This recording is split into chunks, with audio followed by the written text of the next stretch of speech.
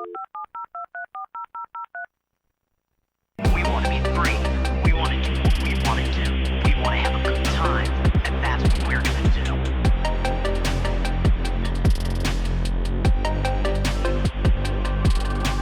We're going to have a good time. Happy holidays, Merry Christmas, Happy Hanukkah, Happy Kwanzaa, Happy Winter Solstice, and all the other happies you choose to celebrate this time of year. I'm Kyle White here with my co-host and co-brother Trevor White, and we are the Bygone Bros. And today we'll be doing a little seasonal special in the spirit of the holiday season. How are you doing today, Trevor? Doing well. Ho ho hello from over here. I do have a Christmas tree just out of frame, the lights of which are dancing about my studio space here, and I've got my Vapor 95, Outrun, Synthwave, what have you, quote-unquote ugly Christmas sweater. So I'm feeling the spirit. I'm feeling it. Excellent. Yeah, we can see your tree inside of the poster for The Green Knight, which is, maybe we can discuss, is that a Christmas movie? It's certainly Yes. steeped in winter lore, Yep. But yes, it looks quite nice from the reflection. I have my Christmas tree in the distance on the other side of this computer, and yes, so I'm doing my part. Yeah, I thought about some cocoa, some hot butter, rum. All I have is a green apple White Claw, so it's the White Claw of a polar bear at the North Pole, I guess. That's right. And the green is half of red and green. You know, we're really reaching here, but yes.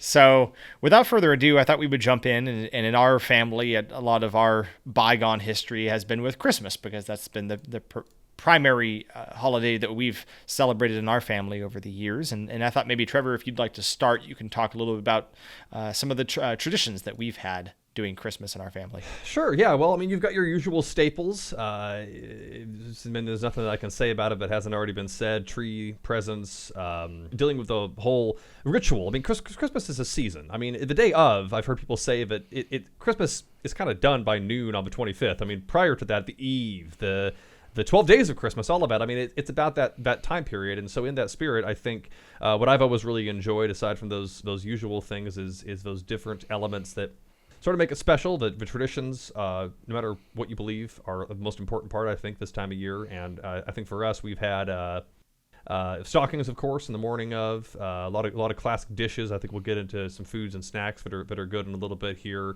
The one that we had that was unique was the Christmas pickle. Mm-hmm. I mean, you might be able to summarize that better than I can, even though you're younger. What's your take on the pickle? I don't think I can, and the reason why is because I don't know if anybody fully understands the history of it. I've done a little bit of digging into this concept of the Christmas pickle, because it's been advertised as an old world sort of German tradition. Mm-hmm. Is how I've heard it described. And the concept of the Christmas pickle is that it is concealed within the Christmas tree and blends in by virtue of its greenness. Mm-hmm. And the person who's able to find the pickle first in sort of a one-on-one competition is given some sort of an award, whether it's a small sum of money or some candy or the opportunity to pick the first gift.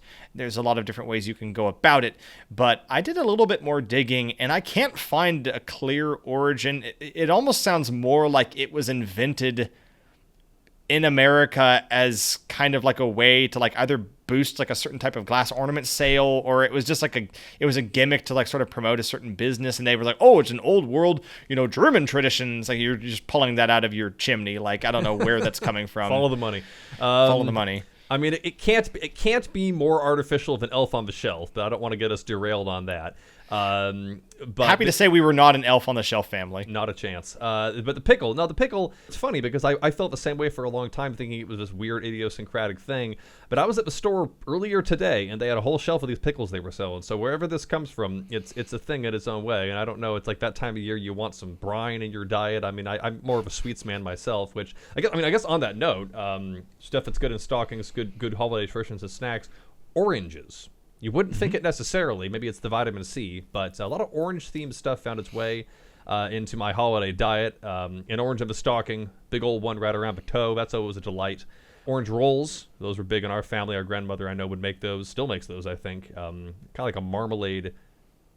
I guess I would call it like a cinnamon roll marmalade cinnamon roll. Would you say? Yeah, with like a frosting on top. It's delicious. It's fantastic. There's some company that makes this chocolate, or it's either an orange chocolate or a chocolate orange, however you glass half full, empty, and it's shaped like an orange, and it comes in a little thing, and you take the wrapping off, and you take the slices out, and they taste like orange flavored chocolate. That's good. Really good. Yeah. Yes. That's one of my favorites. Yeah, definitely. I'm not quite sure of the history of that as to when and how oranges became so synonymous with Christmas in those different types of foods, but it's definitely a thing in our family, and has always been. Other things in the stocking, we would get oftentimes sort of like very, I would say almost utilitarian things. We would get like batteries or certain toiletries. Like we would get like floss or toothbrushes or something, and it was a little bit strange to have that mixed in with like fun things like candy and whatnot. It's like, is that like the immediate solution to the problem that you're creating? Like, I was gonna say that's probably the parents getting out ahead of it. Like, okay, well, they're gonna be eating all this candy. We want to gently encourage the brushing for the inevitable, to get ahead of the inevitable cavities. Yeah. The batteries. Well, you played a Game Boy, you got to add the batteries. That's true, Yeah. and we were quite blessed to get a lot of great consoles over the years as Christmas presents. So that's actually a very good point, and we'll save that conversation for another day. But that's the question of, is it better to have the batteries we have now, or some of those old days where if you didn't have your stack of AA batteries, you were just out of luck for most devices and consoles. But, Yep, healthy true. That was an essential. So that's very true. Yes. Yeah, definitely a lot of fun things with stockings. And in our family, we did grow up with a fireplace, which is great. I know a lot of families, don't have fireplaces. And so, Santa Claus presumably used alternative means to enter their home. I guess it's like the Tim Allen Santa Claus movie, they had to get creative with a radiator or something. Yeah. But we did have a fireplace, but it wasn't super conducive to hanging stockings specifically. We didn't really have a system for that. So we would sort of just lay them in front of the fireplace, and then the following morning, Christmas morning, we would be able to come down and see them full of all the goodies, and very exciting. We used to, I think, open one gift sometimes the evening before Christmas. I don't think we do that as much now, but we used to do that. What else? What am I missing? Well, I guess we shouldn't leave it implied. Just activities in the snow in general. That's not strictly speaking Christmas, but there are parts of the world where, now more than ever, maybe you may not be getting snow at all at Christmas. I know I've met people from California where it's a foreign concept to them. It's more an idea of the Christmas tree and the fake flocking and the Christmas movies and such. But we grew up in the Pacific Northwest in Washington, where most years you are likely to get a good amount of snow, for better or worse, especially if you live up on the hills like a lot of our extended family has. And those are the kinds of environments that we would go to for these things and be able to see, the trees, the evergreens. That's what the Christmas trees are. We just have those here. We have Christmas tree farms. We had one a few blocks from our house, and we'd get the tree from there and bring it back most times. And in a pinch, you could have it to the parking lot of the Walmart or something. But it's nice to be nearby where that happens and just get it over, bring it up to the house, and sweep up the needles afterwards. Make sure it gets watered. The cats don't mess with it. Because we kind of make lived that its own out. thing. Yeah, we grew up out in the woods with lots of evergreen trees, pine trees and such, and they are beautiful. But for those of you who live in maybe other parts of the country or the world where your climate is a little different, there is a difference between specifically Christmas trees and just sort of trees that are out there. Like and we did try sometimes in the past to just sort of go for a walk and see, can we find, a tree that's just organic, and we won't have to buy a Christmas tree. We'll go get one ourselves, and they tend to be sort of scraggly and unkempt and a little bit more like the Charlie Brown tree or the, Grinch tree or something. They don't have that sort of sculpted squatter, radially symmetrical, is that the word? Yeah. They don't have the cultivated style. So I think for basically certainly for a good portion of our childhood, we actually grew up not far, basically down our road a ways, but down the road was a Christmas tree farm. And so we would go there and oftentimes, get out the old hacksaw and cut our own Christmas tree. And I find that very satisfying. It's tough. It's tough work. our generation, we are not loggers. We have prior generations, our grandparents and great grandparents were, but we didn't necessarily. Don't let the flannel fool you up here. It's not. Yeah. It does take work and training, but we were able to figure it out over the years, and it is fun to actually cut your own Christmas tree and bring it home and have that satisfaction. And I love the smell of sort of that pine Oh yes. oil. Yes. It really gets me in the seasonal spirit, and I really enjoy that part of Christmas too, is sort of just the smells. I guess not just the smells of the tree, but the smells of certain things being baked, certain foods being Yes. prepared. You mentioned orange rolls, Trevor. Orange rolls are probably my favorite Christmas treat that we get to have, because our grandmother has just perfected the recipe. Are there other Christmas treats that you look forward to every year? Well, speaking of smells, I mean, gingerbread cookies, just that is such a potent season-specific odor that I really delight in. And So you do like Christmas gingerbread cookies? I do, yeah. I know. I think that I may not necessarily have the time or the patience to make all these little, eyeballs and frosting and stuff. I mean, those are fun for the kids, but for me, it's like I want the cookie. I mean, the cookie can come pre-made, and that's why Christmas sugar cookies. Happy to make those too. Happy to just have them. Happy to pick up a box or have a relative put those out. I like those. People can get divided on them, but I think that they go down easy, and you can put all kinds of delightful patterns on them and everything. Now, when you say, because there's a lot of different types of sugar cookies, are you talking about the ones that it almost just looks like your generic sugar cookie without frosting, and then there's just a light layer of like green or red sprinkles? Well, I mean, you definitely can't beat the homemade stuff. So that's always at the top. But for me, if in a pinch you go to the store and you get those, I don't want to say cheap, but that's what they are, like the little plastic trays full of the rounded cookies with a little thing on them. They're almost like they're very crumbly and airy, but they're. I mean, I start. You got to pull me away from them after a while. Yeah, they do have a very light quality to them, so you can get carried away with how many that you can eat out of one of those big plastic clamshell containers. One of the things that I like to do with them, of course, is you get that hot cocoa out, you get that going, and then you do a little dip action with the sugar cookies, and then that helps. It gets a little bit more moisture to it, and then it's not quite so dry, and then that combination is nice. Yeah, I don't dip much. I just don't like having the detritus in there. I mean, I know it's all going down the same, but for me, it's like I want to alternate. It's like the donut and the coffee. I'm not going to dip the donut. I mean, an Oreo and milk is as far as I'll get, and that's not even really a Christmas thing. Okay, I mean that's fair. That's valid. But does that then mean that you're not a marshmallow and you're hot cocoa person? Well, see, that's different for me, because I think it's a texture thing. So that's like like an olive in a martini or something. Like I feel like it's like a garnish, like a distinguished garnish. Well, it's because it stays in there. It's like if it's and the consistency of the marshmallow too is such that it diffuses, and it's at a certain point it almost becomes more like a liquid or a gel. And I think of a cookie, you're getting crumbs and chunks of stuff in there, and it's not disgusting. It's just it's a texture thing. Texture's a big part of food for me, and a lot of people, I think. Yeah, that's true. With marshmallows, though, I feel like there's three camps. There's the people who like the Swiss Miss, incredibly tiny freeze-dried marshmallows. Then you've got the mid-size. They're kind of on the smaller side. You got a lot of them floating in sort of a layer. And then you've got almost like the whiskey ice cube, like one big marshmallow that just is like this big iceberg in the middle. Like, what's your preference?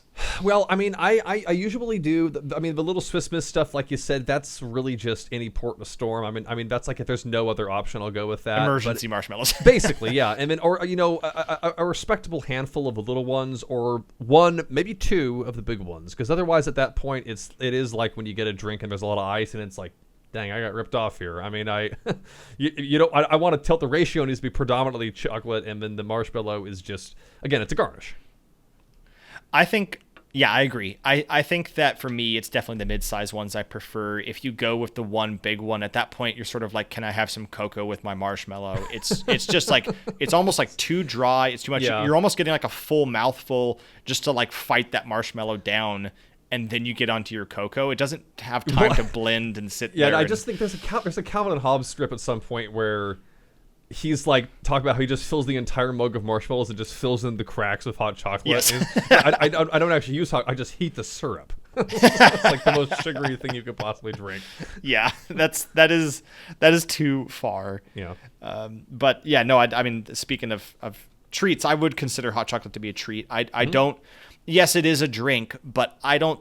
It's nothing that is like hydrating. It is. Yeah, I mean, it well, is you look much at- more sugary yeah. and. Yeah, I mean, you look at the way that you mix it, even when you don't get the Swiss Miss. I mean, it's basically just powdered sugar. It's like, I mean, it's spiritually comparable to like we talked before about other kinds of candy like Fun Dip, or one of those things where it's like, here is this substance, this powder, this child cocaine, if you will, with food dye in it, and you just add water. I mean, that's so much of American food is just add water. Just add water. Now, how do you feel about like hot apple cider? I like it. I think I don't want it too hot, and that goes for any kind of drink. I remember this is a Christmas adjacent thing, and I might be jumping ahead of ourselves as far as media, but Nutcracker. Performances of a Nutcracker. I remember I have a specific memory of going to a performance of a Nutcracker. Or We were play or in the something. Nutcracker. Well, yes, and we'll put a pin in that. But they were giving out apple cider as a concession, and I remember it being so hot. I just had to sit there forever to wait for it to cool down. And again, it's like you want it to be hot so it can cool down, but I think a lot of these places it's just I mean, it hurts in my hands. I mean, you want it to be warm, but when I'm making that stuff at home, I mean, you have a luxury of being able to sit it on your your coffee table or whatever and just kind of go about your day. But if I'm going to an event like a holiday event or something and they're giving out hot drinks, I'm like, well, great, now I have to be responsible for this boiling kettle in my hands until it cools down. Yeah, Short answer, I like the flavor, but I don't like it when it's too hot. And now that you mention it, I feel like I've been served incredibly hot cider so many times, and it's almost I know this is factually completely inaccurate, but it always feels like hot cider is hotter than hot cocoa. Yeah. Like something about it feels that much hotter, and I can't put my pin on it. Can't put a name on it, but I can't pin it down. Yeah, can't pin it down. Thank you. Although I do like doing the thing where you put the cinnamon stick or whatever in it. That is nice. I mean, again, speaking of garnishes, this is a time of year to really spruce up your dishes. Certainly. Although I would be amiss if I didn't bring up the third and very important drink, and potentially the most controversial of Christmas season, eggnog. Yeah, I don't or know. nay? So I have to qualify my answer to that.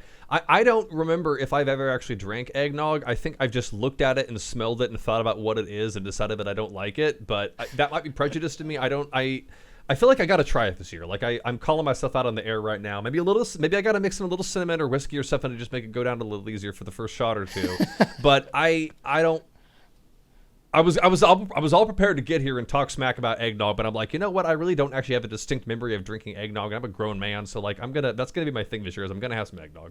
I'm kind of shocked that you haven't had eggnog before. I just had assumed at one point you'd taken like at least a little sip or something. I might have repressed the memory. I don't know. I mean, it could go. I feel like if it was great, I would want to have it. I would be still drinking it, and if it was bad, I would have a specific memory of not liking it. But I really don't remember, which is what's weird. Well, to get prepared for this episode, I'm not joking. I literally got eggnog and drank a glass right before I sat down here. Okay, thoughts? And I'm here to tell you that, like many things, as your palate changes into becoming an adult, I actually like it now. Okay. And I didn't like it as a kid. I think I was weirded out by the drinkable egg. I don't know how much of it actually has eggs in it, but like the concept was like that is deeply unpleasant to me. And now I like it. And it's a weird thing to where I don't think I would enjoy it other times of the year. It's almost like it needs to be Christmas season for me to like be in the mood to enjoy it. But when it's Christmas season and you got like some eggnog there to drink, I'll have some. It won't be a massive glass of it, but I'll have a reasonable kind of juice glass sized portion of eggnog, and I think it's pretty good. I think it's worth a try. Okay, what does it pair with? Just other Christmas stuff? I mean, I guess you could just have it with like Christmas cookies or other foods. That's what I was thinking. Yeah, it's served cold, so it's Okay. It's not something that you're and gonna that's have what's hot interesting. eggnog. That's what's interesting is it's a holiday. It's a Christmas adjacent dish, but it's cold. Yeah. Like we think. I think at least. I mean, we're talking about kinds of food. Warm foods. Your warm orange rolls. Your Christmas ham. Your Christmas turkey. A lot of overlap with Thanksgiving meals. Hot food, and then we just have this cold drink. I don't know. I find that interesting. Yeah, that is kind of unusual now that you mention it, because it's not, and maybe I'm wrong. Maybe there are ways to serve hot eggnog. I don't think I've had hot eggnog before, but it's possible that's a thing. Because I think about people sometimes have warm milk. I mean, Yeah. I lost my front teeth, so I don't really drink more milk anymore. But like, some people still like that. Yeah, I mean, I know other parts of the world, like Finland, for instance, they drink a ton of milk. So some countries are still really all for it, no matter the age. But yeah, well, and you're leaving milk out for Santa, of course, milk and cookies. So he's clearly Santa Claus is Nordic because he's big on the milk. But he's not drinking the eggnog. I guess the eggnog is for us. The milk is for him. Maybe some people are leaving eggnog for Santa Claus. Change of pace, sure. Yeah, yeah. I truly don't know, but yeah, eggnog. I would say it's worth giving a shot. Well, this is it. This is gonna be the year of the eggnog.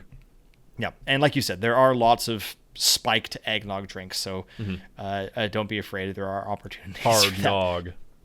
Well, I don't want to obviously spend this entire thing just talking about food as much as I love food, but I am curious. One other thing, which I think is a major symbol of Christmas that we have omitted bringing up, probably because it's deceptively simple. But can you think of one Christmas treat that we've not actually discussed? Candy canes? Yes. Yes. All right. Yes. Of course. So candy canes are huge, for the Christmas season. I don't know if I dislike them or I'm bored by them, because I think there's a difference. That's fair.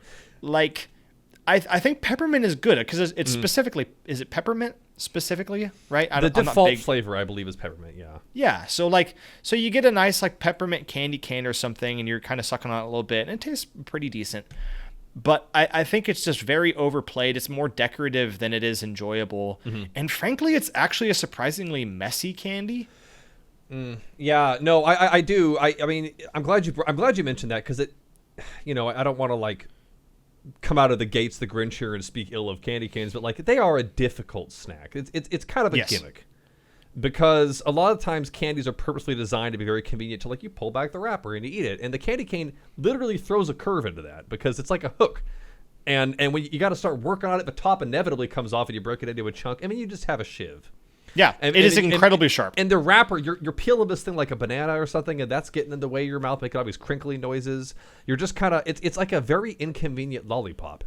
Exactly. There's no stick. So when you're trying to enjoy it's all stick. Because it's all stick. So and I think what most people do, this is typically what I do, is that when you have something like that, you just take the wrapper off the candy. So you take the whole wrapper off. Now you're holding on to the sticky portion, and the heat of your hand is melting it. So your hand's getting progressively stickier and stickier, and the saliva's dripping down the candy cane. We're making this really disgusting. But the candy cane is just, to me, it's like you said, I think that's the perfect way to put it. It is just more effort than it's worth. There's just too many negatives for me to really want to enjoy it. Yeah, more and more, it's like I have maybe one for the heck of it, and that's it. I'm not plowing through these things.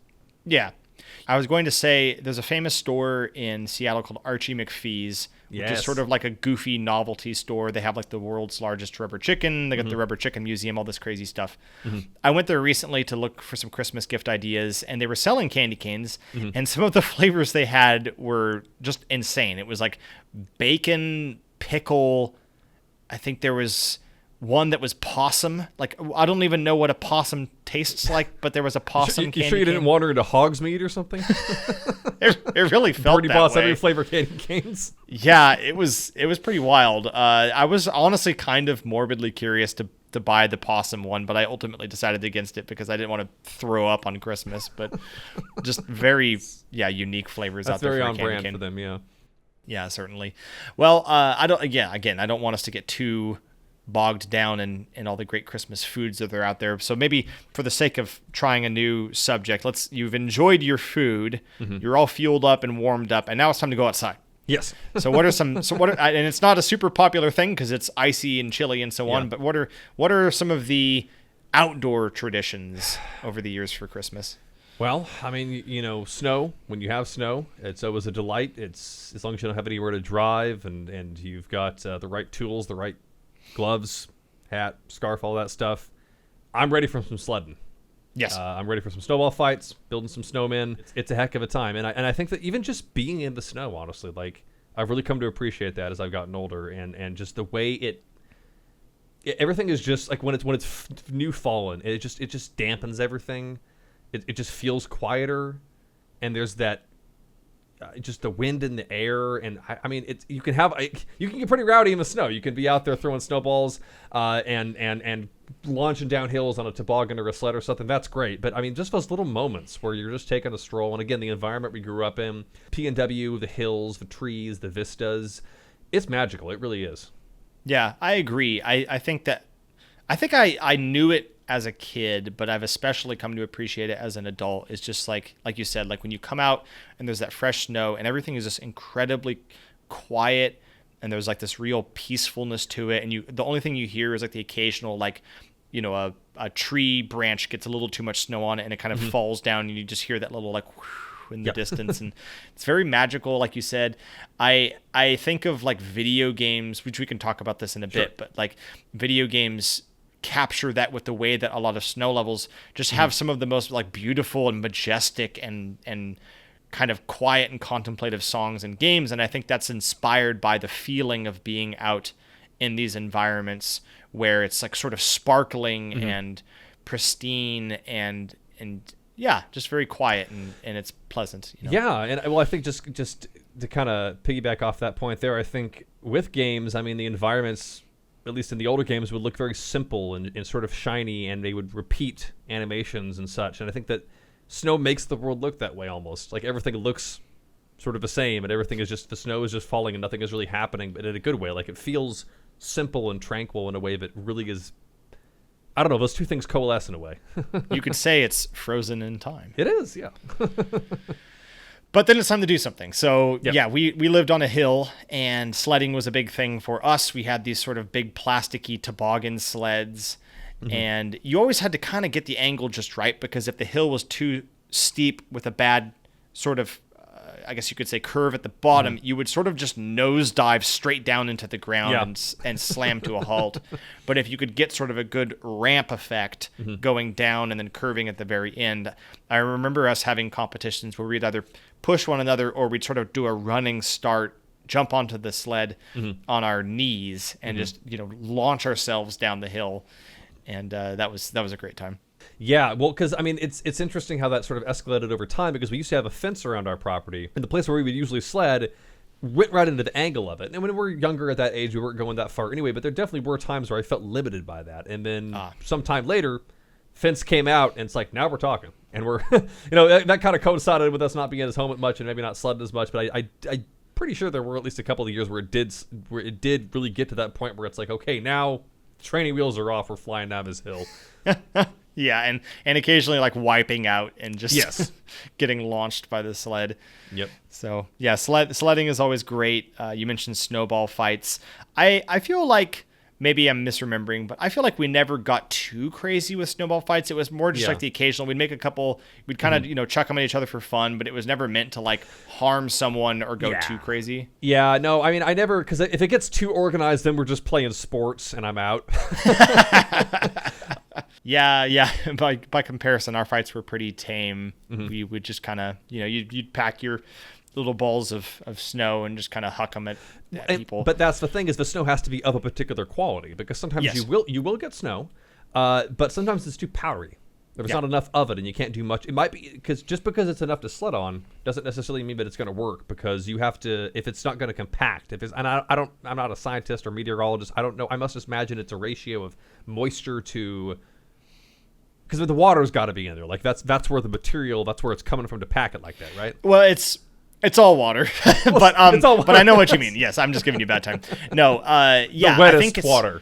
my guess is it's sort of a ratio of like melted to unmelted, you know, ice and humidity or something. Maybe certain conditions, but yeah, you can definitely have, you know, the more powdery snow versus the better packing snow. The same goes for snowmen. If you want to make a good snowman, it needs to not be super powdery, and we I think for the most part, when we would get snow, it would always be pretty good packing snow, and we could get like a modest snowman. I don't think we ever went for anything too massive. We weren't doing like a full frosty, 6-footer, but we definitely made some good snowmen over the years. Yeah. I don't think we ever got the carrot thing going. Did we? Maybe once. Maybe but again, that's another one where like I feel like maybe I just like constructed this memory, but I feel like there was a carrot in there somewhere, or maybe we were carrot adjacent. Somebody else in our family might have done one and sent us a picture. Okay. But again, just going back to, and this is maybe might be kind of taking an advance on us talking about Christmas media, but I grew up again with Calvin and Hobbes, and like I got so insecure of the stuff that Calvin was getting up to, making these elaborate snowmen and the deranged killer monster snow goons, and I was just like, I got to step up my snowman game. This 6-year-old is running laps around me. Yeah, weirdly, because like we grew up with Calvin and Hobbes when I was obviously quite a bit younger, and you were also young but 2 years older than me. You know, you would read those comics to me, and I have a lot of fond memories of us sharing those moments, and definitely all the snowman things always made my imagination run wild, even though I never myself was able to construct these, you know, T-Rexes and well, it's zombies magical. Like that was the last. The last Calvin and Hobbes comic was him and Hobbes just going off on a sled, and he said, "It's a magical world, old buddy Hobbes. Let's go exploring." Yeah, exactly. And that's a nice note to end it on. And I just like the snow was such a big part of that, and like we grew up with that environment, and I don't know. Again, it's special in that way. Yeah, definitely. Let's talk gifts. Let's talk bygone holiday season gifts. Yeah, I feel like we've been so lucky to have received so many generous and thoughtful and just really special gifts over the years. I almost have trouble like picking favorite memories of gifts that I've received. Being such a fan of video games and having them be such a big part of my life, I think there are a lot of memories of getting like certain video game consoles and having that be really special. I want to say the earliest I can think of was maybe like the Super NES and Yoshi's Island. Would that have been one of the earliest? Yeah, so I think that was actually for my birthday. Oh, was that a birthday gift? I think it was my birthday, and I was just watching you open it, and it made me feel like it was Christmas. Well, yes, I mean, you know, I have a November birthday, so it's kind of holiday adjacent. I think it came with Killer Instinct, but our folks were not super keen on me playing like a relatively violent fighting game. So somebody else like happened to have given me Yoshi's Island, because it didn't come with the console. Because I've seen the box. The box was the Killer Instinct bundle. But some other relative or somebody gave me Yoshi's Island, and so I was playing that. The one that I definitely remember a little further generation up, the Nintendo 64. Oh my God! Yeah, well, yes, because people, and this is a meme that people a little younger than us might not get, but the N64 kid, the Nintendo 64 kid, there's a video out there. You can find it. I'll throw it up here in a sec here. This kid going absolutely nuts getting a Nintendo 64. That was me. I mean, not literally me, but like that was spiritually me at the same time. And I think I also got a Nintendo Power subscription. I think our aunt or somebody might have got that for me. I'm trying to like not get off on a whole gaming tangent, but like the Super NES, I was excited to get it. I wanted it. I had a good time with it. But the N64 was specifically like, no, I want this. I have wanted this thing, and I am elated to receive it, and I am immediately plugging this in and playing it. Yeah, there was like a full like story arc to getting it. Exactly. So that was good. I think a lot about fad toys, big fad toys. I'm sure these still are a thing, but I think things are a lot more digital these days, and that might be something for us to kind of, literally and figuratively unwrap right now. Was like toy fads back in the day. I know the big ones I can think of were the Furby. We did get a Furby, and like a lot of people, a lot of kids, I did find it fascinating and kind of cute and played around with it for a bit. Just didn't do much with it afterwards, and I'm sure I'm not the only one. I remember we had a pair, I think, of the Furbies. Yeah, I remember getting it. I remember messing with it, but not maybe because again I was younger. But I remember being a little bit more confused how it worked, and it was more to me just sort of like a toy that occasionally like moved and made noises. Because wasn't it supposed to like record and talk to you? It was supposed. I think it had a kind of rudimentary like. You could control it with your voice or talk to it or something. That was a big thing with smart toys back then. They still make these now. They probably work better than they used to. I would hope, because there was that and there was the Poochie. I don't think we ever got a Poochie. I think the closest, the robot dog. I remember them being. We got like the McDonald's toys or whatever. That's what we had. There was a mini version that was. It looked like it, but it didn't do any of the stuff that it did. I don't think. Yeah. But that was another one too. This was a big like Y2K turn of the millennium thing. Was these like smart like robot toys, and like we just like pretend you didn't see Child's Play and all these horror movies. Like just enjoy this small robot thing that talks to you unpredictably on occasion. There was one we had that was. He probably was like 1.5 feet, maybe even 2 feet tall, pretty decently sized. And I can't remember the name of the robot, but it had like treadmills for feet. Yes. And these arms. I know the one that you're talking about. Yes. Yeah. And like almost like a HAL sort of red glowing single eye. Yeah. And you could, it might have even been like a wired controller, but like he had a controller and you could like, make him do stuff. Yes. I want to say I saw one of those at a thrift store the other day. It's in Tacoma, yeah. Semi-related remote cars, toy cars. One that I remember having, it was supposed to be a replica, and this is so dumb because who even remembers this, but the car that the family or the parents had in Spy Kids, it was like the family van. It was like a remote control version of whatever their family van was. And I don't think it had gadgets or anything, but it was like a silvery, like a soccer mom van, but it was a remote control car. And that's the only one I remember for some reason. The only remote control car I remember was from one of the Spy Kids movies. Wow. But big, other heavy hitters, Lego sets. Still a big Lego guy, even bigger as a kid.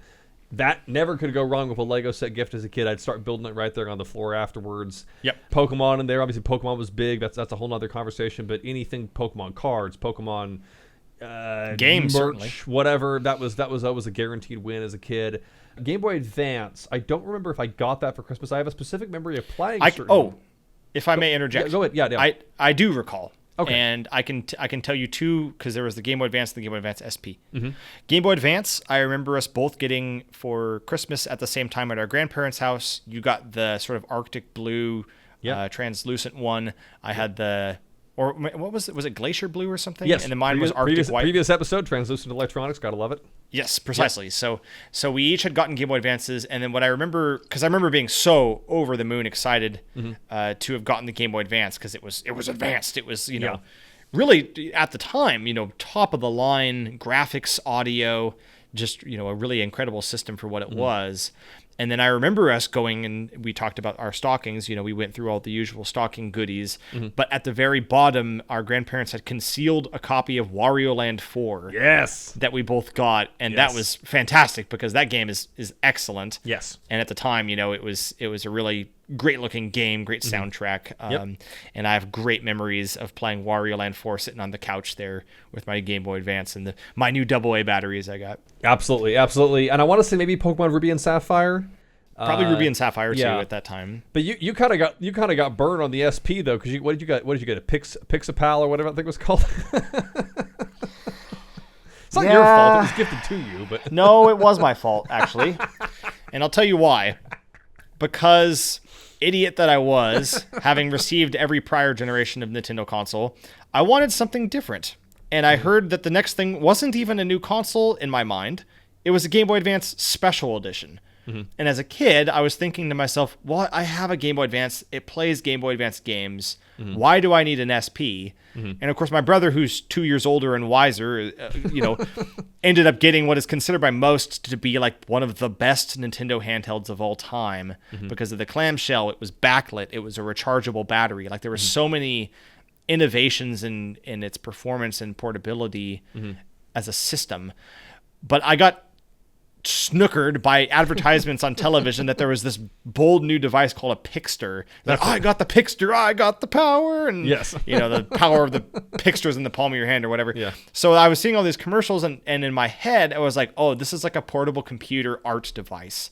And I a creative kid, I liked making things, so I was like, oh, okay, well, I either get like what I see is a slightly different Game Boy console that I already have, or I go with this bold new art device. And so I decided to get that. Trevor gets the SP, I get the Pixter, and I open it up and I start playing with it. And within like 10 minutes, I'm like, oh, this is just like a paint by numbers thing with like a stylus that like lets you click on parts of it and it changes the color of the image. And there's another thing that like lets you draw, and then like a couple of like really basic games and that were preloaded, and then that was it. And I was like, oh, I've made a terrible mistake. But they did get out ahead of the DS. That's right. No, because then, yes, the DS came out with its stylus, and I was smarter that time and was like, no, I really want to get the new system, and the DS was great. That one I did get for my birthday, but the DS was also an awesome console. I remember, I want to say I got, and I have no idea where this thing is if it was me and not you, like that window of time where they were making like dedicated little cameras or video cameras, but it wasn't a phone or anything else. It was like a little portable video camera, basically, but I don't think it did anything else. Oh, I'm having trouble remembering this. I have no memories of ever using this thing, but I feel like it was a gift that I got. But those kinds of like interstitial, I mean, not all technology is this way, but just on that same note, portable DVD player. Oh, I do remember getting one of those. That was really great when we, again, pre-YouTube, when we were going overseas, and I want to say 04, 05, that was really good to have. I remember watching like Jumanji, because I got Jumanji for Christmas one year, watching that on there, and going through like the the menus and like watching trailers for other movies and stuff. Like it was a little like gray, like again, clamshell. You'd flip it up and there'd be a screen in there. And I remember that being super cool and thinking that was really really neat tech at the time, because you definitely weren't going to be able to play anything like that on your iPod Nano or your Game Boy or anything. Yeah, and it was small. I mean, it was probably like between a half to a quarter of the size of like a typical laptop. Yeah. Like it was not very big, but maybe that again was the concept of being portable. Mm-hmm. But yeah, I remember at the time being like blown away, like, whoa, this like thing lets me watch DVD movies wherever I want. And like I don't even know where those are now, if we just like donated them or something, but at the time it felt so like new and state of the art, and there wasn't really another way to watch stuff unless you were at home in front of your television watching your DVDs. Yeah, and that was and remains a really great time to do that, because I know obviously when you're home with family, you want to visit, you want to share time together, but then there are definitely those moments where it's like, yeah, whatever, let's just put on a movie or just have something playing in the background, or here we're over here kind of enjoying our gifts. Like it's a good time to just chill. And that transitions us perfectly into the subject of Christmas films and Christmas shows and episodes and so on. Yes. Frosty the Snowman, definitely a big classic for us growing up. You had your stop motion movies. For us, it was mainly Rudolph the Red-Nosed Reindeer. I know there were others like, Santa Claus is Coming to Town and stuff like that. We didn't really get into those as much. But we had Rudolph, we had Frosty. Elf.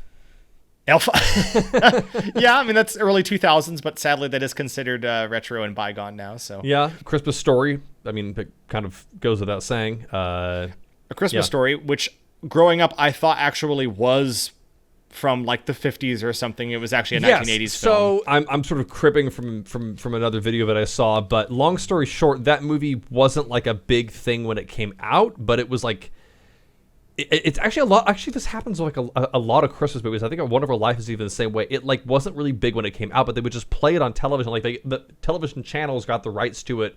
They licensed it very cheap, and they would just play it a lot. And it retroactively became like, oh, this thing looks old, or like it had that vibe. Like it kind of like found its way very deliberately or not into this like, oh, this feels like it's always been a thing. By sheer force of will, it became a Christmas tradition, which I think is almost kind of charming in its own right. Yeah, like it made itself become timeless. Yeah. But I mean, tradition is, kind of what we decided to be. And I think a lot of these movies, I mean, there are people older or younger than me that might have different associations to different media. I mean, I mentioned It's a Wonderful Life a little moment ago. I didn't really see that until I was like in college. And even then I remember thinking it was kind of weird and a downer, but I get why it has an appeal. I've never seen it, even though everybody talks about it being a classic. Because, it just sounds depressing. Like, I know it's supposed to have a positive message at the end, but it's like a guy who hates his life. Yeah. It's like, oh, geez, I really, hate my own life. And then it's like the last 5 minutes is like, well, maybe I don't. And it's like, I don't. Yeah, well, I could watch The Grinch and, like, see a more appealing negative character. Like, what was that movie, Annabelle's Wish?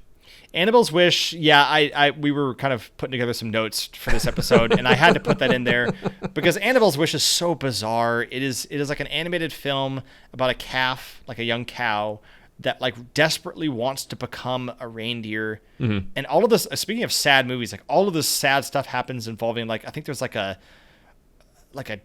child custody dispute and some like really like mean-spirited characters, and like the cow gets old, and I feel like it's sort of implied that like she dies and becomes reborn as a reindeer. And and there's like there's this song in it that is like super sad, and it's like I wish that I could see the world from way up there or whatever. And it's like, but they play this. They also play this before the movie in the beginning in an ad for the Make-A-Wish Foundation, where independent of the plot of the film, this kid with cancer or whatever is like flying a plane, and I'm like, that's interesting. So you're front loading the sad by promoting. We should get. I shouldn't be laughing. Great organization, but like but it is unusual to me where it's like this song is I think made for the movie, but they first show it to you. My recollection of it, I could be wrong, and I guess I don't know. Trailer is the word, but like was this made in conjunction with the Make-A-Wish people? Because that's kind of what it's like Make-A-Wish, but for a cow. It's this cow getting its wish made. and then it does die or becomes reincarnated or something. It's let me tell you, it's a far cry from Grandma Got Run Over by a Reindeer, the movie, or all of the other reindeer or whatever. It's not dark, but like it is an interesting contrast. And I'm not saying it's like it's not like a hidden classic or something, but like no one else really seems to talk about it. And I don't, these days if it's not streaming, it might as well not exist. And we seem to be the only ones who really have like a connection with this movie. So viewers, listeners, I mean, if you know Annabelle's Wish, shout it out. If you know what this thing is, check it out. Yeah, a quick tangent for a second. What is up with Grandma Got Ran Over by a Reindeer? Like, The we have song this or entire song that is about, like, killing an old woman, and Santa Claus just kind of shrugs and heads out. Like, the song itself is a novelty joke song. Maybe, like, just the faintest hint of country. I don't know how I would describe it. Like, folk. Someone's got a banjo in the background, I'm sure. But the movie is, like... The joke of it is that like she survives it and they try to sue Santa or something. Again, it's very late 90s, early 2000s. I never saw it. I know it exists. I think I like got the gist of it and was like, okay, I get it. Like there are a lot of movies and a lot of like if you make a song, because that's what it is. It's a movie based on a song, or a movie based on a song in turn based on a joke. Like, we're 2 degrees removed from this being something that I want to sit down with for 90 minutes. I think we all reach a point where, like, I'm very selective about, like, the movies that I allow to become, like, my new Christmas, like, classics in that way. Yeah. It takes time. I think like all art, like, it takes time for these things to be understood and appreciated. I think the most recent movie that I'm, like, comfortable, like, rewatching a lot is Violent Night, just because I like David Harbour. But like, yeah, I mean, the older stuff, it does take a while. And you talk about stuff that stands the test of time. Muppet Christmas Carol, gotta love excellent. it. Michael Caine is locked in, and that is what makes all of those Muppet movies work, but especially that one is just giving a dedicated performance, and everybody else is playing around the theme. That is my Christmas Carol. That is my adaptation of it. I love it. Yeah, there's so many versions of A Christmas Carol out there, and I think for the most part they all have their positives. And I'm not even a big like Muppets person. Mm-hmm. I appreciate why people like the Muppets. I'm kind of indifferent to them for the most part. But when it comes to that Christmas Carol, it's just this wonderful blending of like sincerity and silliness, where you really like get into the characters, even though they're like these like goofy little, felt creatures. Mm-hmm. And then, like you said, Michael Caine really just is the bow on top because he's just so serious throughout, and just, really brings that like emotion to the role and the transformation of Ebenezer Scrooge. And yeah, I really like it. I think it's definitely a classic in my book. And you were talking about like, maybe over time looking back and picking, maybe something becomes a classic that wasn't as much before. I've kind of come around on Jim Carrey's version of The Grinch. That's fair. Yeah. Initially, I just thought it was like just kind of gross and unpleasant. And it almost like upset me that it wasn't true to the source material, because for a lot of reasons it wasn't true. Like the Who's and the, the original story and the animated special are very genuine, and I sort of already know the true value of Christmas. And in the movie, it's very cynical and consumerist, and the Who's are, there's honestly, there's more to be sympathetic with the Grinch about in that movie than there is before. But I almost feel like that different take makes it its own version of the story, and it's kind of teaching us different lessons. And that's fair. That's fair. And I think, and I mean, a couple of thoughts. I do agree. I would say, the production design is impressive. And the sets, again, we've talked about this before. I'm sure we'll talk about it again. But like, just really, that was kind of, I don't want to say it was the peak, but like the turn of the millennium, like really before everything just started being all green screens, like the Seussian look of everything. Yeah, the Who's kind of, they do look freaky, but like the sets, like the practical effects and like the set design is super impressive and distinctive. Yeah. There are some legit good songs. I mean, one of them is obviously just a cover, but Taylor Momsen, the girl who plays Lucinda Lumen, that's kind of weird, ended up becoming like a punk rock singer basically, and it's like, oh, that's where that started. Okay, like this is weird. Jim Carrey, again, locked in. Like the what he's doing with this character is so delightful and absurd, and yeah, he's just kind of running around basically naked and hating people with a front butt, hating people vocally, but Yeah, it's fun. I mean, it's a lot better than the Mike Myers Cat in the Hat. That's another topic. But of that era of like, are we gonna try to make live actions Dr. Seuss movies? Maybe not. But I think that this one kind of came out on the other side of it doing okay. I mean, the arc of the story is that the Who's are like that, and then over time, a couple among the Who's. Who are pure of heart. I mean, Cindy Lou Who at the center of it is like, well, no, it should be about more than this. And and the Grinch his methods are a little extreme and his reasons are somewhat misguided, but they kind of meet in the middle. So Well, it's that classic thing that Hollywood loves to do where they take a villain and they make them more sympathetic. And that's why I don't think Wicked needed to have been made, because we already had Wicked where we got a story about like a villain that's green that actually turns out to be deeply sympathetic. The Grinch walked so Joker could run. Yeah. Exactly. It's because I'm green, isn't it? The Grinch did live in a society. I mean, that's under discussed. In a Whoville society. Yes, yeah, exactly. Just a couple other stray ones. The Santa Claus with an E.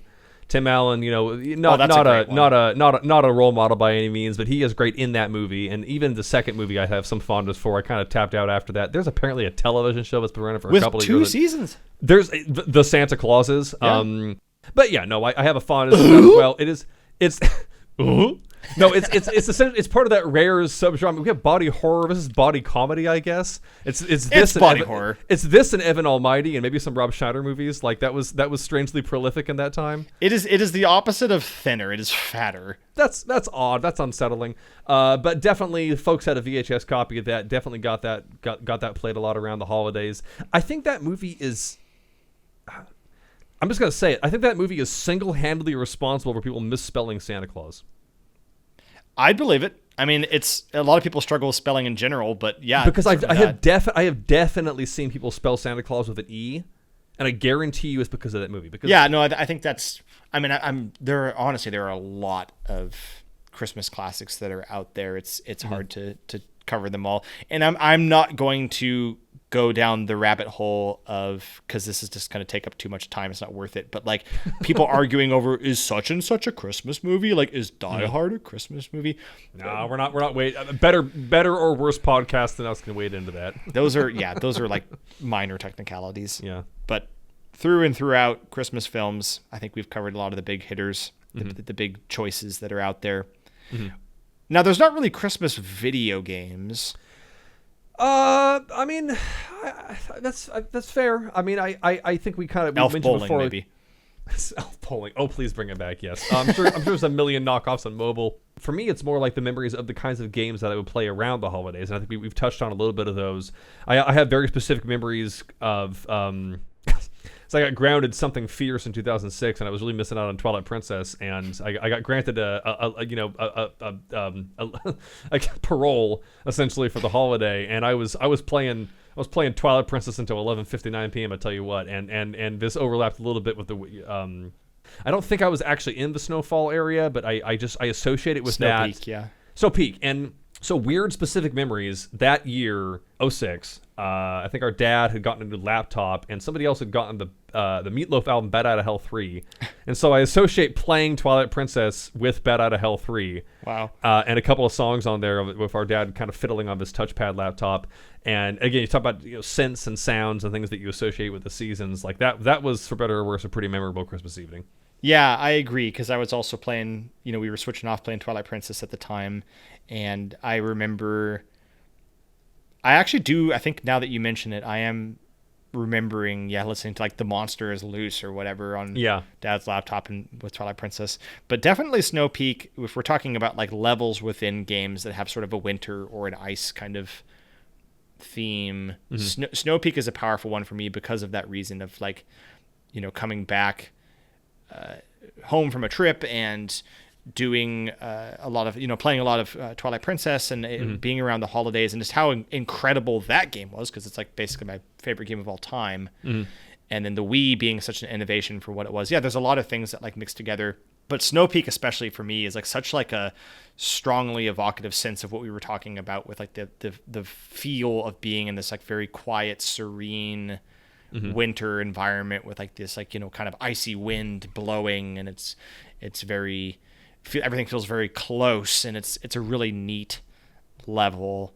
Yeah, and more, I mean, specifically more Christmassy, and this is Bygone whether we like it or not, Holly Jolly Village and Mario and Luigi Partners in Time. Oh yeah, Because that was like overtly like, I mean, you know, we're not saying Christmas, but like that's what the vibe is. That it's almost like a little, I don't want to say Night Before Christmas, but like that kind of like spooky Christmas. like a minor key with the music. And Yeah. are there any other pieces of Christmas media aside from games, movies, shows? Are there certain books or particular songs apart from the usual traditional songs? Or I mean, Christmas music is its own genre. That's one of those things I just don't really have an opinion on. Like, I mean, it would, I guess the easy question to be like, what are your favorite, Christmas songs? But I don't really have a strong opinion about any particular Christmas songs. I think it's the same way that I feel about like classic art. It's like it exists. Like I can't rate Jingle Bells. Like it just is there. I mean, there are songs that I associate with Christmas that maybe others don't. Ave Maria, I've come to find, is not technically a Christmas song, but I always associate it with Christmas music. I think it might just be because our aunt put out an album of songs at one point that had that on it around Christmas. yeah. But the hymnal quality of it, like it's Christmas. Like, I mean, whether you believe in that or not, there's a lot of overlap with, Christian hymnals and a lot of things, at least in America. And if I'm ever in something close to that spirit, it is around that time of year. And there is this feeling of warmth and reverence and community that comes from that, which I do enjoy. Because it has to come up. All I Want for Christmas Is You. I don't get the hype. It's a meme at this point. It is a fine. meme. I'm not trying to rain on anybody's parade, because to me, it's not really a Christmas. It's a love song. It is to a person. All this other stuff for Christmas is not that big of a deal because I have you. Like, it's about everything but Christmas. Yeah. And so that's why I found it so odd. And if I had to guess, this is a chicken and the egg thing. Is that the most recent Christmas song to become like a thing? Because every pop singer and their brother like puts out their album every year for their fans. But like, is that the latest new Christmas song that has become like canonized in that way? And even then, it's like 20 years old. Like, that is bygone. Yeah. I'm not the person to ask. I am horrible at keeping up on like modern trends in music specifically. So I couldn't tell you. It's definitely the one that I see talked about the most every year, and I think it is because it's become a meme, and memes are what get the most traction these days. Yeah, because it is upbeat. It is like, I mean, it's a proper song. I mean, a lot of those older ones are, and it's not the fact that it's not, because everything else is like in the public domain, and that's neither here nor there. But I think it is the closest to what even now we would consider like a pop song, like a popular song, like Deck the Halls. I mean, those are songs, but are they? I mean, they're not. I mean, you get what I mean, right? Like, they don't have like they don't have like the contemporary like pop rock like structure to them and the sound of them. Like, people will do covers of them and try to like jazz them up and whatever, like Michael Bublé or Kelly Clarkson or somewhere is out here every year trying to put their spin on it. But they have that institutional quality, and I think that All I Want for Christmas Is You is it transcends in that kind of way. And maybe enough time will pass and something new will enter the fold. We talked a little bit before about movies entering that period, but I struggle to name, for better or worse, another Christmas song since then that has really reached those heights. And I guess in that way, it does kind of enter that category of it doesn't matter what I think about it, because it just is a thing. And like, I'm not going to sit here and be the one guy, old man yells at cloud about that song. But yeah, no, it's people that enjoy it, have fun. It's all good. Yeah.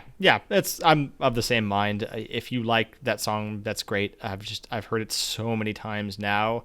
And I think because of the fact that it wasn't something I like grew up with over the years, it doesn't even have any sort of sentimentality for me. It's just kind of like, okay, we're doing this. And again, with it being a meme, I think that oversaturation hits like a critical mass to where it's like, this isn't even funny or ironic. It's just kind of, I'm done with it. But well, yeah, it kind of loops back. I mean, what is tradition, but it's its own kind of meme. Yeah, I suppose that's or true. vice versa. I don't know. Santa meme. Yeah. Well, I think we are probably coming up to time here. In keeping with our prior episodes, we'll do our last segment, which is the Bring It Back or Bygone, which we discuss whether or not something should be left in the past or brought back to the present. And this poses kind of an interesting question for this topic, because has there really been that much that has changed in the past 20, 30 years with regard to Christmas and to sort of the holiday season? Yeah, I mean that's kind of a loaded question because I think there's a whole subset of the media ecosystem that will like try to perpetually act like Christmas is like just on the verge of being torn down or whatever, and that's just not. It's just factually not true. Like we don't even need to get into politics. It's just not true. Like everybody, tons of people still celebrate Christmas. You can say Christmas. You can buy Christmas gifts. Like that's just a non-issue. But I think there are aspects of it that I think I have changed and shifted over time. I mean, certainly the unabashed extreme emphasis on Black Friday. I mean, I'm not going to be precious and pretend that we only invented money and buying things for the holidays in the last couple of years. Like I don't want to put on rose-tinted glasses, but like it really has gotten pretty extreme, and like we've stretched this out so far past the date. Like every year the decorations come out sooner and sooner, and for people who like that, again, it's fine. Like I know it's like talking to a brick wall when you some people are fine with that. It's just it is what it is. But like I like to have it be like, December 1 or at least after Thanksgiving. That's when I start getting into that because it means more to me that way. And maybe I'm a fool and for as long as Christmas has been a thing, people have been getting hyped up for it since October or November. But like what I suspect was the case that I would like to bring back is narrowing that a little bit and having Christmas be something that is celebrated more predominantly around early December through the 25th. And then at that point you start moving on to New Year's, whatever. That's fine. Boxing Day, New Year's Eve, whatever. We got to focus on that stuff next year. That's important. We want to leave time for that. But for me, it's like after Thanksgiving at the absolute earliest, and then December 1 through 25th, we ball.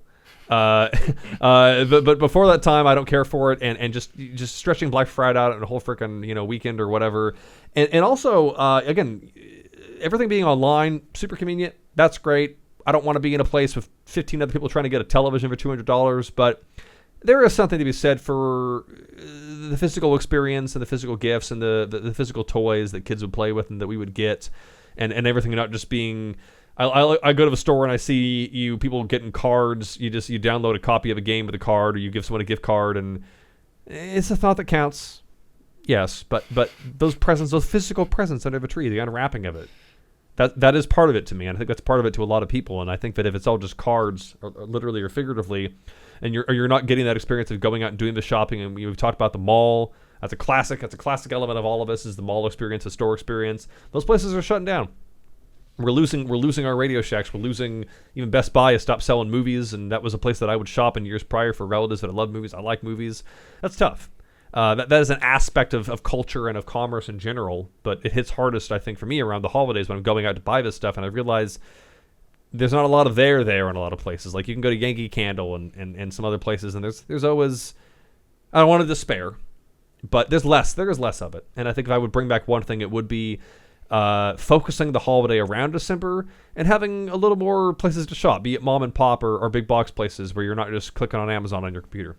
Yeah, I agree. I think that definitely narrowing it more to like at least like if we're being generous, like mid to late November, if you just can't wait until December, if you want to start transitioning into holiday season at that time, go for it. I know that Thanksgiving and Christmas, share a lot of similarities in terms of the food and some of the vibe. And a lot of people have joked about Thanksgiving being like, oh geez, like I see all those people and I'm going to see them again in a couple of weeks. Like, I get that to an extent, but I think that having it be more focused will make all people enjoy it and appreciate it more, because otherwise it just becomes diluted and it doesn't become a special time of year anymore. It just, it really loses meaning and it loses importance and significance when you make something so, easily adjusted and stretched out like that.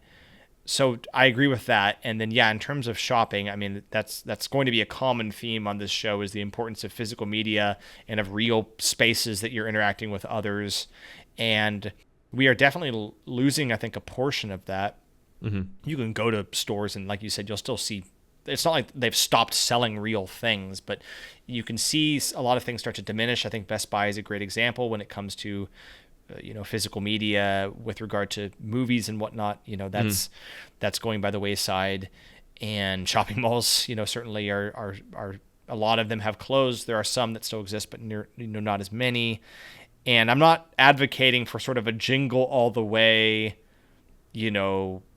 the joke of Black Friday where everybody's storming a store, like trying to murder each other for the last toy on the shelf. I'm not saying I want to take like shopping in person to that extreme necessarily, but I think that as convenient as it is to have so much shopping be done online now, I think that there still needs to be a place and a value for getting out into your community, especially supporting local businesses, and using those places as another opportunity to just connect with other people and be present and be here and not just constantly, on your computer and disconnected.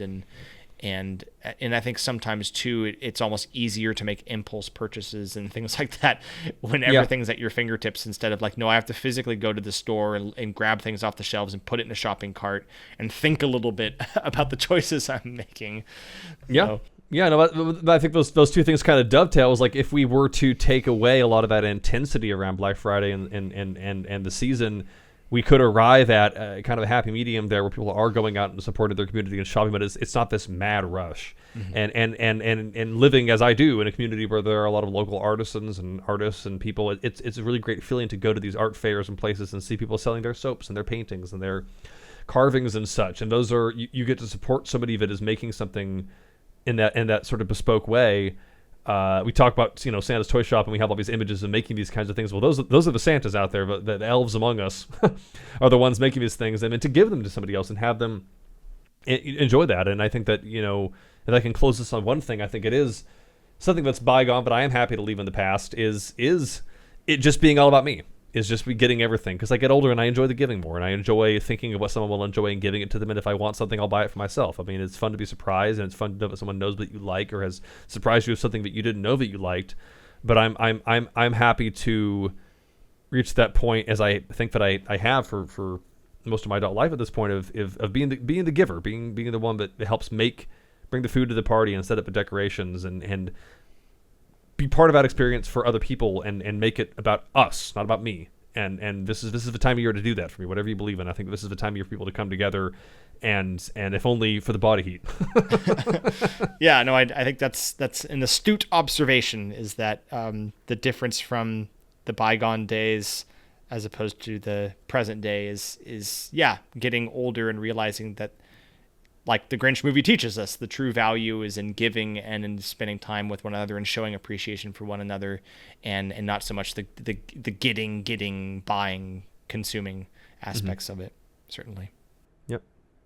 Yeah. Well, I think the consensus then is maybe, I guess, bring it back on the things we talked about and certain things bygone on the narrow-mindedness of youth, I guess. bring back the nice stuff and say bygone to the naughty stuff. There we go. I like that. All right. Well, this has been a great discussion. I think we've covered a lot of great aspects of the holidays. There's certainly many, many more things that we could have discussed, so feel free to drop down in the comments as always and chip in with your thoughts and contributions and share your fond memories of the holiday season. But without further ado, I'm going to get back to drinking some more eggnog. I've been your co-host, Kyle White. Trevor White. And we are the Bygone Bros. Bye.